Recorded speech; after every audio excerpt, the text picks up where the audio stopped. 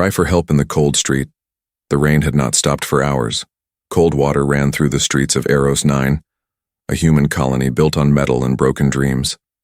Neon signs blinked above broken shops. People walked fast, heads down, avoiding eye contact. No one wanted trouble in the lower city. Ethan walked slowly, his coat soaked, boots splashing through puddles. His shift at the repair dock had ended late again. He was tired, cold, and just wanted to get home. Then he heard it. Soft sound, like crying. He turned his head. Near a rusted trash bin under a broken shelter roof, something moved. At first he thought it was a sick dog or maybe a child. But when he stepped closer, his heart jumped. It was a woman. An alien woman. She was curled up on the ground, knees to chest. Her skin was pale with a soft shimmer almost like moonlight. She had long, dark blue hair that clung to her wet face. Her clothes were torn, just thin fabric hanging off her body. She was barefoot. Her ribs showed clearly. Her hands shook. She was crying. People passed by her, not even looking. Ethan froze. His brain screamed, "Don't get involved. She might be dangerous, she might be illegal, she might be bait for a trap." Then her eyes opened, glowing violet, full of pain, hunger, and fear. She looked right at him. "Please," she whispered. Her voice was weak. "Food." Ethan's heart twisted. He took one step closer. "Are you hurt?" he asked. She tried to speak but coughed instead. Her hand reached out. She was trembling badly now. Her body couldn't even sit up straight. Ethan looked around. No one cared. No one stopped. Even security drones floated past, ignoring her like trash. He knelt beside her. "Can you walk?" She tried, failed, collapsed again. Ethan sighed. His brain still told him to leave, but his hands were already working. He took off his coat, wrapped it around her, and gently lifted her into his arms. She was too light, too cold. As he walked, her head rested against his chest. She didn't speak again, but her hands clutched his shirt like she was afraid he would disappear. Ethan reached his apartment, a small room on the third floor of a rundown building. The hallway lights flickered. He kicked the door open, laid her gently on the bed, and shut the door tight. She didn't open her eyes. "Hey," he said softly. "You're safe now." She didn't respond. Ethan ran to the small kitchen, grabbed his leftover food, some bread, dried meat, and a bottle of clean water. He sat beside her and tapped her arm. She opened her eyes slowly. "Here, eat this," he said. She looked at the food like she didn't understand. "It's safe," he said. She slowly reached out, took the bread with shaking fingers and bit into it. Her eyes widened. She chewed fast, then slower, like her body was learning how to eat again. Ethan gave her the water. She drank the whole bottle in seconds, and cried again, soft, silent tears that rolled down her cheeks. He watched her quietly. "Who are you?" he finally asked. She didn't answer. "Where are you from?" She lowered her eyes. "Are you alone?" She nodded slowly. Ethan sighed. "All right, you don't have to talk now. Just rest." He gave her a blanket. She held it tightly, like it was a gift from the stars. For the first time, he noticed her feet. Bloody, blistered. Her ankles had strange red marks, like they had been chained. Something terrible had happened to her. He looked away. He didn't want to think too much, not yet. Later that night, Ethan sat by the window watching the rain. The alien woman, still unnamed, was asleep on his bed, breathing softly. He didn't know what he had just done.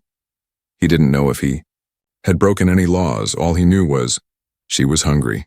She asked for help, and no one else had stopped. He had. Then from the corner of his eye he saw something, a shadow across the street, standing still, watching his window. Ethan stood slowly and pulled the curtain closed. Something told him this night was just the beginning. Ethan woke before the sun rose. The rain had stopped, but his room still smelled of damp clothes, metal, and something new, something soft and strange. He turned his head and looked toward the bed. She was still there. The alien woman lay curled under the blanket, fast asleep. Her face was calm now, not twisted in pain like before, but her hands still gripped the edge of the blanket tightly, like she thought someone would steal it. Ethan stood up quietly and went to the kitchen. He made something warm, thick grain porridge with honey. He had little food left, but he didn't care. Not today. When he returned, she was awake. She was sitting up, her violet eyes scanning the room. She looked frightened again. He sat across from her and placed the bowl down. "It's not poisoned," he joked lightly. She looked at him, then at the bowl, then back, slowly, carefully. She took it and began to eat. She was neater now, no longer desperate but still cautious. Every movement was quiet, careful, like she had been punished before for eating. "What's your name?" he asked again. She looked. Down silence, he pointed at himself. "Ethan." She blinked, then she pointed to herself. "Leary," she said quietly. Her voice was soft and rough, like wind through broken glass. "Leary," he repeated with a small smile. "That's a beautiful name." She didn't smile back, but her hands relaxed a little. After breakfast, Leary tried to stand. Ethan rushed over. "Hey, slow down, you don't have to go anywhere," but she shook her head. "Don't want trouble." "You're not trouble," he said. She stared at him like she didn't understand those words. "I helped you because it's the right thing," he said. "That's what people do, not to me," she whispered. That hit him harder than he expected. Ethan gave her clean clothes, an old shirt and pants, too big for her but warm. She went into the bathroom to change. When she came out, she looked even more fragile, like a ghost wearing borrowed life. But she walked straighter now. Her eyes were more alert. Then she saw the mirror. She stopped. She touched her face. Her thin fingers moved over her cheeks, her lips, her scars. Then she turned to Ethan. Ugly. His chest tightened. "No," he said. "Not at all." She didn't believe him, but she turned back to the mirror and stared for a long time. Later that day, Ethan went outside to buy supplies. He didn't want to leave her alone, but he had no choice. He walked fast and stayed low. The streets felt different. People whispered. A news screen flashed red. Illegal alien female escapes from slaver ship, dangerous and possibly contagious. Report any sightings. Ethan froze. A blurry image showed her face, not clear, but enough for anyone to guess. He paid for the food and ran home. When he got back, Leary was sitting on the floor, studying a data pad he left on the table. She had figured out how to turn it on. She was curious, smart. When she saw his face, her smile faded. "What happened?" she asked. He closed the door, locked it. "They're looking for you," he said. "You're on the news." Her eyes dropped. She wrapped her arms around herself like she was shrinking. "They say you're dangerous." "I'm not," she whispered. "I know," he said. "But they'll take me. Put chains again. Cold, dark place. No light." Her voice cracked. She covered her mouth, trying not to cry. Ethan sat beside her and placed a hand gently on her shoulder. "No one's taking you," he said. "Not while you're with me." That night, Leary didn't sleep on the bed. She sat beside the door with a blanket and watched it all night like she was guarding herself against monsters. And Ethan couldn't blame her, because for the first time, even he felt the cold world pressing in from outside, and he wasn't sure how long they had left. The next morning, Ethan found Leary sitting in silence, her knees pulled to her chest. She hadn't slept. Her glowing eyes were fixed on the floor and her face showed no emotion. "Did you eat?" Ethan asked. She shook her head. He sat beside her and placed a warm bowl in front of her. She didn't touch it. "Leary, you need strength. You can't keep skipping meals." "I don't want to take," she said quietly. "You already gave too much." Ethan looked at her for a long moment. You're not taking. You're staying alive. That's different. After a pause, she took the bowl with careful hands and began to eat. She was slow this time, thoughtful. Then, without warning, she flinched. What's wrong? Ethan leaned in. She rolled up her sleeve. Her arm was glowing faintly, just under the skin, like veins of light moving. I thought it would stop, she whispered. What is that? It's a mark, a signal. Her voice was shaky now. They put it under my skin, so they can track me. Ethan stared in shock. Like a tracker? She nodded slowly. Can we remove it? If we do it wrong, I burn inside, she said. Or explode. He froze. She looked at him with tired eyes. I didn't ask to be made this way. Later, that day, Ethan contacted an old friend, Rico, a half-human cyberdoc who worked out of an abandoned medbay near the freight station. Rico owed Ethan a favor from years ago. If anyone knew how to handle alien tech inside a body, it was him. They wrapped Leary in a thick hooded cloak and used the side alleys to move. Ethan carried a stun gun just in case. Leary stayed close, her head down. Her glowing eyes were covered with tinted lenses. Rico opened the door, narrowed his eyes and sighed. You really found trouble this time, he said. Ethan gave a half smile. She's not trouble. She's in trouble. Rico looked at Leary.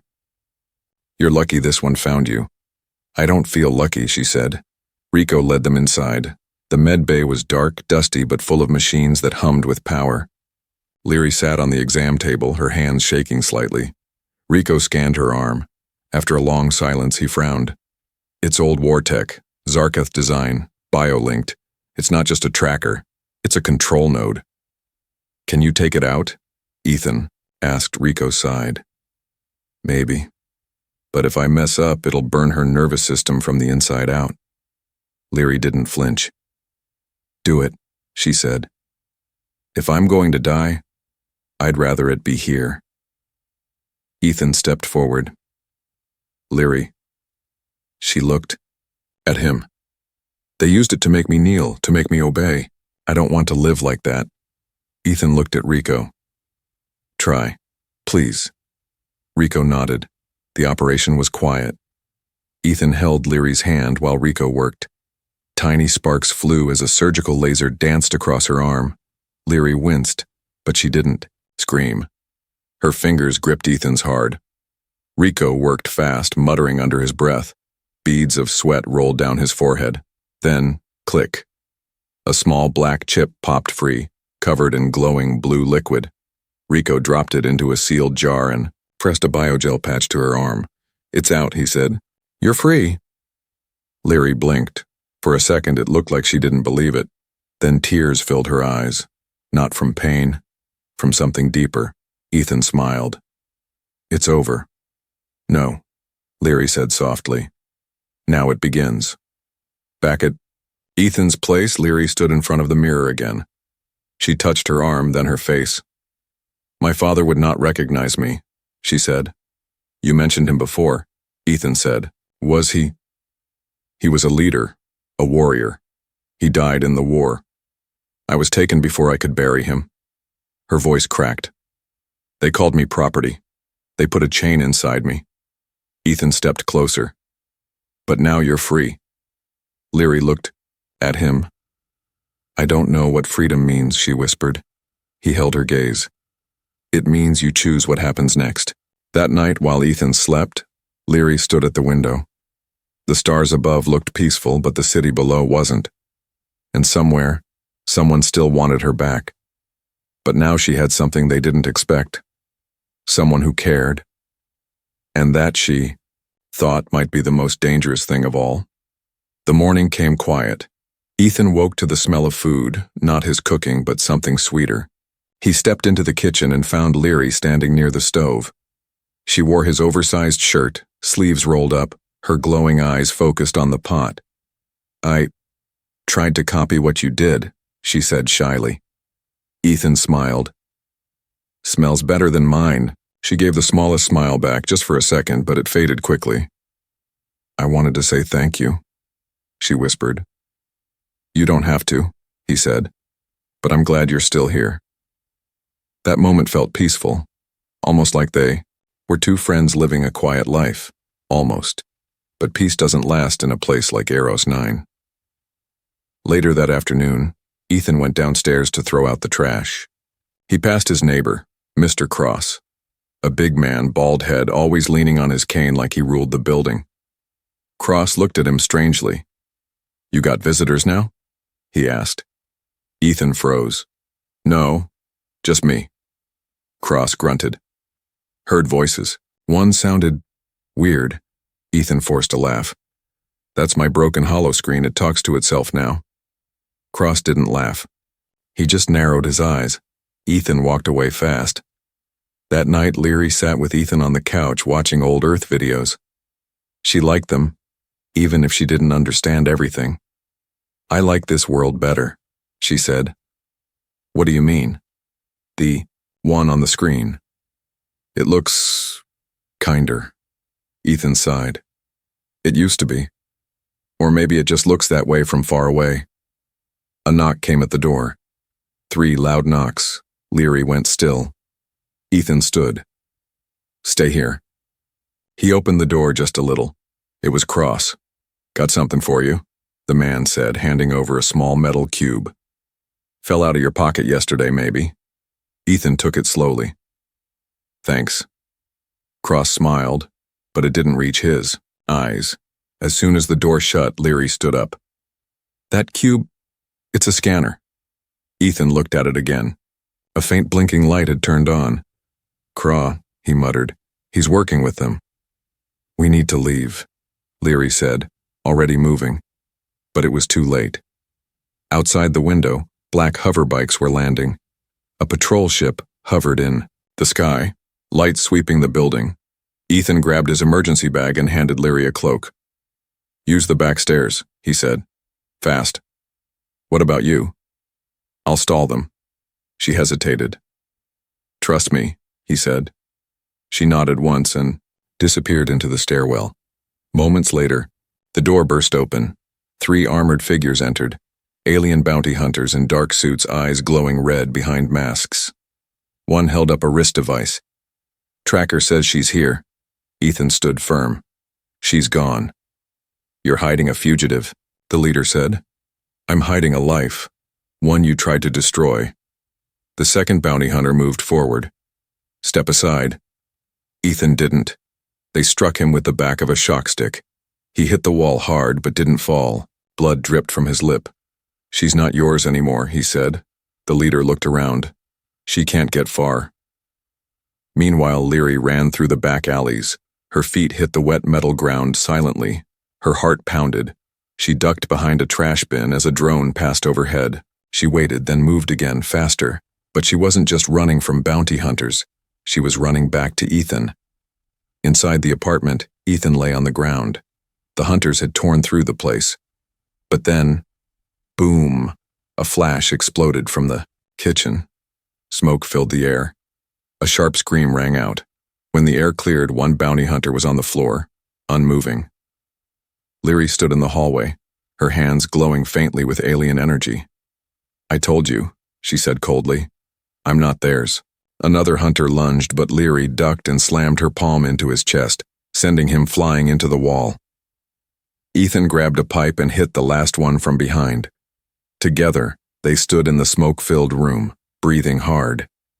You came back, he said. She looked at him. I would never leave you. They didn't wait.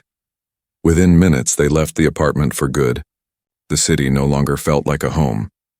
As they disappeared into the maze of tunnels, Ethan whispered, There's only one way we survive this. Leary looked up. How? We stop running. She nodded, and with that, they began the journey toward a new fight, a deeper truth. The underbelly of Eros 9 was not made for the weak.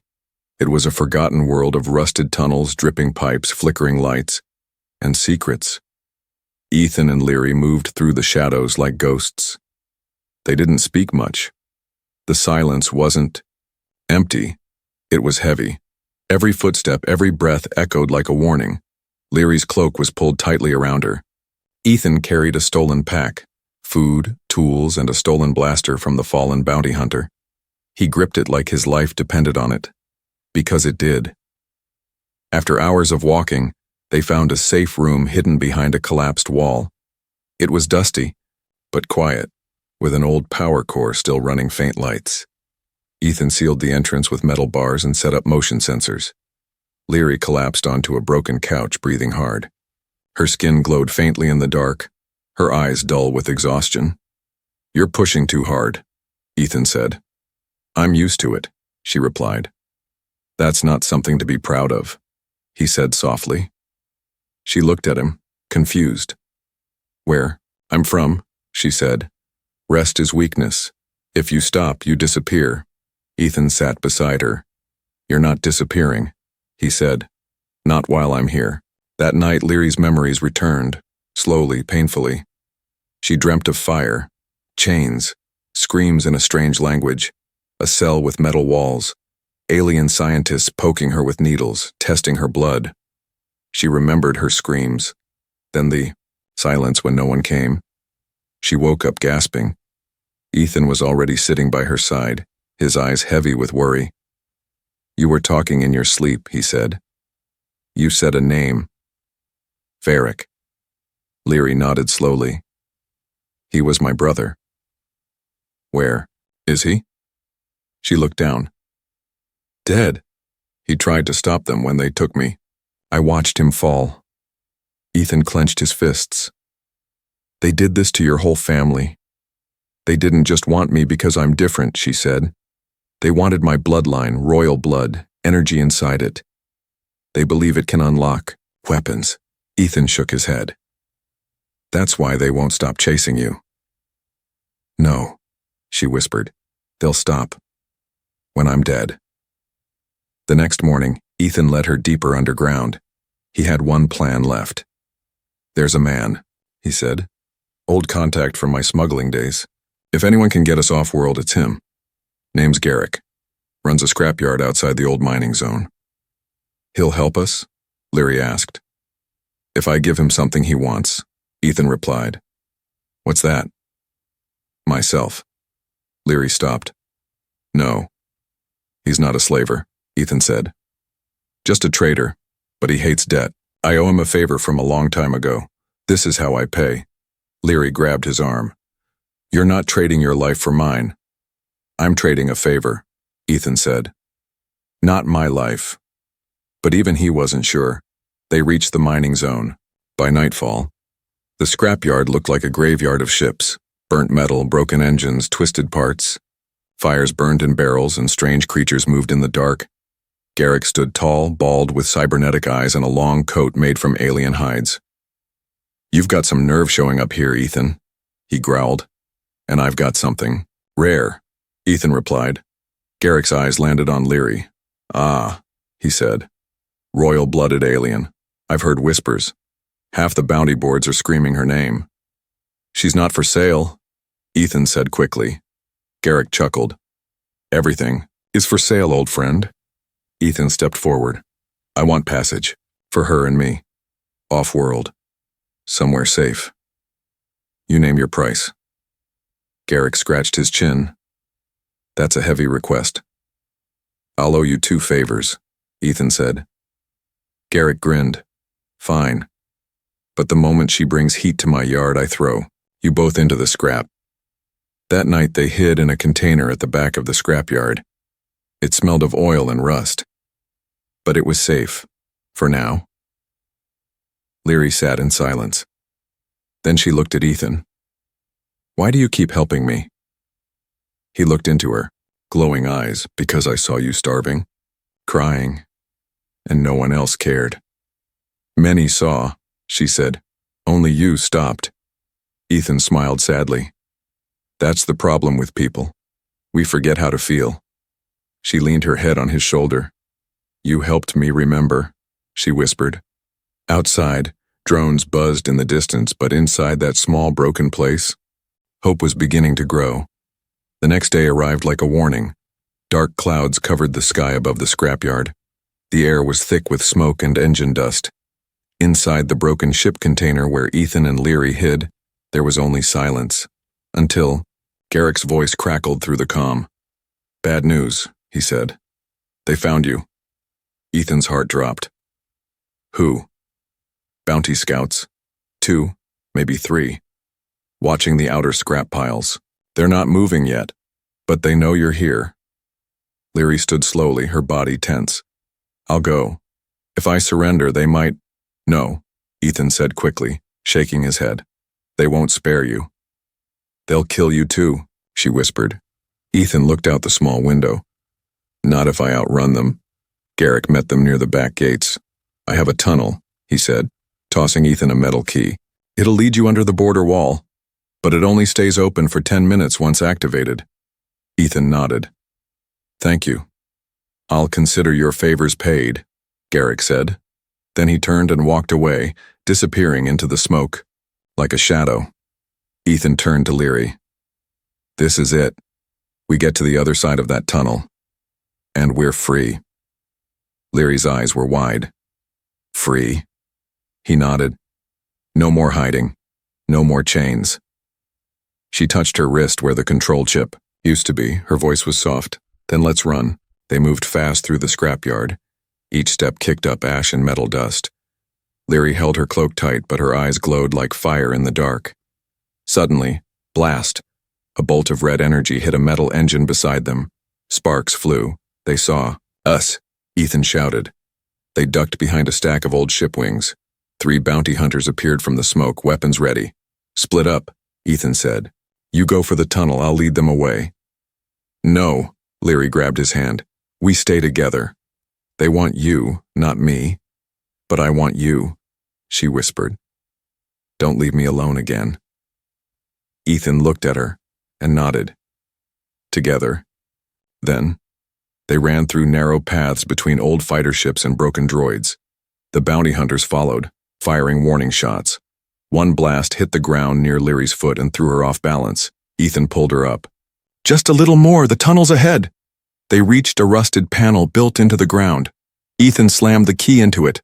A soft beep. Then the hatch unlocked with a hiss. "Go!" he shouted. Leary jumped inside. Ethan followed, slamming. The door behind them. The tunnel was long and narrow, lit only by old emergency lights. The sound of machinery echoed in the distance. They ran, every second counted. Behind them, the hatch banged, metal fists pounding. "They're trying to break in," Leary shouted. "We'll beat them to the end," Ethan said. But then, the floor shook. The lights blinked. The bounty hunters had triggered a tunnel lockdown. If they didn't reach the other side before the gate closed, they'd be trapped underground forever. "Faster!" Ethan yelled. Leary's legs burned, but she didn't stop.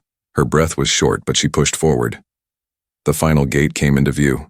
Just ahead, a blinking timer above it. EU028. EU027. Ethan looked back. The sound of boots was growing louder. They were being hunted in real time. "Leary, go!" She didn't argue. She slid under the gate's half-open bars, then turned. "Come on." 10. EU009. Ethan ran, hard. His side burned and his legs screamed in pain. 06. A shot rang out. His arm jerked back. Hit. He stumbled. 04. Leary screamed, reaching out. "Ethan!" He dived forward, rolling just as the gate slammed shut behind him. They landed on the dirt, breathing hard, free. Silence. Only the wind now. They had made it. Leary crawled to Ethan's side. His arm was bleeding, but he was alive. "You're crazy," she said, tears falling. "You should have gone first." "And leave you behind?" he said. "Never." They lay on the ground under the twin moons, just breathing. Ethan turned his head and saw Leary staring at the stars. "What are you thinking?" he asked. That for the first time, she said, the stars don't feel so far away. They didn't know what the future held, but they had made a choice. Together, and that made all the difference. The desert wind brushed gently across the open valley, carrying warmth and dust. Far from the choking air of Eros 9, the skies here were wide and free. Twin moons hung above like quiet protectors. Ethan and Leary walked slowly through the open land. His arm was bandaged now, still sore but healing. Leary had helped wrap it with careful hands, her face quiet, thoughtful. They had crossed the border. There were no patrols here, no bounty hunters, no flashing lights or drones. Just silence, sky, and the slow return of peace. They had survived. But now came the question they hadn't asked yet. What now? They found an old research outpost, long abandoned and half buried in sand. Its walls were cracked, solar panels broken, but a small generator still worked. Enough to bring light, enough to make it feel human. Ethan worked on fixing the place while Leary explored the empty rooms. She touched things like they were precious, sheets, books, a cracked mirror. She moved quietly, always with wonder in her eyes. Later, she stood in the doorway and watched Ethan repair a panel. "You do that with patience," she said softly. "It's slow work," he replied. "Slow is new for me," she whispered. That night, under the stars, they sat on the roof together. A small fire crackled in a metal dish beside them. Leary held a piece of bread in her hands but didn't eat yet. She stared at the fire. "When I was in the cage, I stopped dreaming." Ethan looked at her. "Now," she said, "I don't know what to dream of." "Start small," he said. "Dream of waking up safe, of sleeping without fear, of your name being your own." She looked at him with soft, glowing eyes, and after that, he smiled. "Dream of more." The next morning, Leary stepped outside, without her cloak for the first time. The sun touched her skin. She closed her eyes and breathed deep. Her body no longer flinched at sound. Her steps no longer hesitated. Something inside her had changed, grown stronger. She began helping Ethan more, fixing, cooking, learning. She asked questions, laughed once, just once, but it echoed through the whole outpost like music. One evening, she surprised him. "I want to plant something," she said. "In this dust?" Ethan chuckled. She nodded. "Even if it doesn't grow, I want to try." So they cleared a patch beside the outpost. She dropped the seeds with careful fingers, then covered them with soil. "You think this is foolish?" she asked. "No," Ethan said. "I think it's hope." One day, Ethan found a metal ring buried beneath the sand, a forgotten symbol from the past. He cleaned it, polished it, and left it on her table without a word. Leary found it that night. She touched it gently and smiled. Then she placed it on her finger, without asking, without a ceremony, just understanding. Weeks passed. The wound on Ethan's arm healed. The fear in Leary's eyes faded. Their quiet little outpost slowly became a home. One night, as the stars shone bright and the fire warmed their hands, Leary whispered, "I used to believe home was a place, a building, a world." "And now?" Ethan asked. She looked at him. "Now I know. Home is the one who chooses you when no one else does. Home is someone who doesn't run away when you're broken. Home is you." Ethan didn't speak. He just took her hand in his and held it tightly. They were no longer hiding. They were living together.